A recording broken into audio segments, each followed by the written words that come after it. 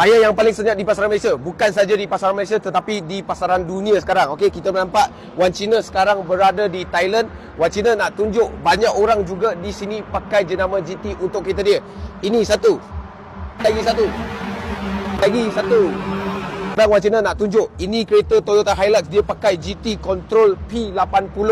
Ini adalah tayar yang bunga halus sesuai untuk kereta diorang sebab diorang bukan masuk kebun. Diorang banyak jalan highway, so braking apa semua memang sangat cun untuk kereta ni. Tetapi ini bukan apa yang Wan Cina hari ni nak cerita.